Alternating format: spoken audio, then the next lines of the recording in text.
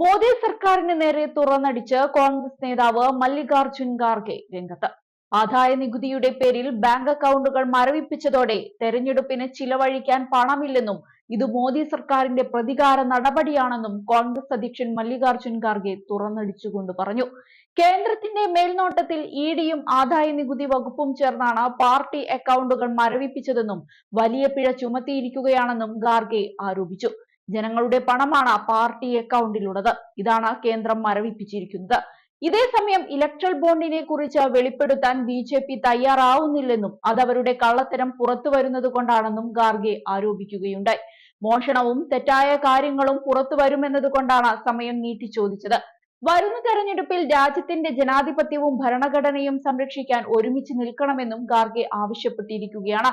5 കൊല്ലം മുൻപ് ആദായ നികുതി റിട്ടേൺ അടയ്ക്കാൻ വൈകിയെന്ന് ചൂണ്ടിക്കാട്ടിയാണ് കോൺഗ്രസിന്റെ ബാങ്ക് അക്കൗണ്ടുകൾ ആദായ നികുതി വകുപ്പ് മരവിപ്പിച്ചത്. 210 കോടി പിഴയും ചുമത്തിയിരുന്നു.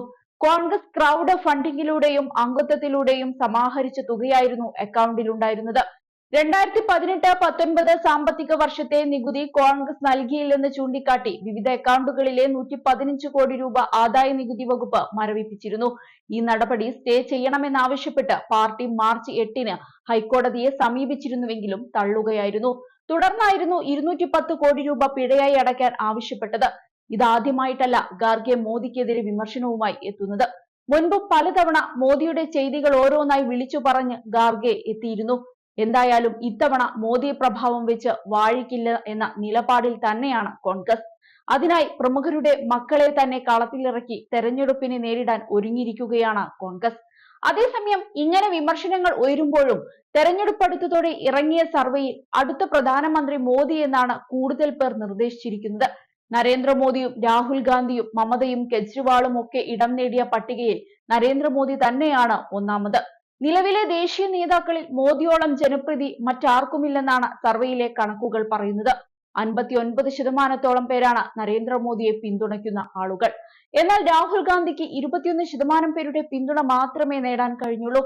പട്ടികയിൽ ഇടം നേടിയ മമതയ്ക്കും കെജ്രിവാളിനും 9% വീതം ജനപിന്തുണ നേടാനായി എന്നാണ് കണക്കുകൾ സൂചിപ്പിക്കുന്നത്.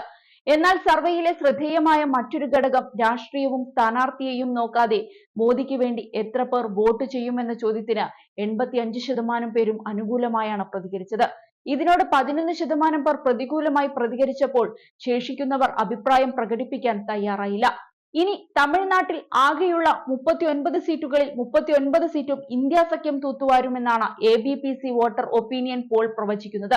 Congress, CPI, CPIM, VCK, MDMK, മക്കൾ നീതി മയ്യം, ഇന്ത്യൻ യൂണിയൻ മുസ്ലിം ലീഗ്, കൊങ്കുദേശ മക്കൾ പാർട്ടി എന്നിവരാണ് DMK സഖ്യത്തിലുള്ളത്. 2019 തെരഞ്ഞെടുപ്പിൽ തേനിയൊഴികെയുള്ള 38 സീറ്റുകളിലും വിജയിക്കാൻ DMK സഖ്യത്തിന് സാധിച്ചിരുന്നു. അപ്പോഴും മോദി പ്രഭാവം താഴുന്നില്ല എന്നതാണ് അത്ഭുതപ്പെടുത്തുന്ന റിപ്പോർട്ടുകൾ.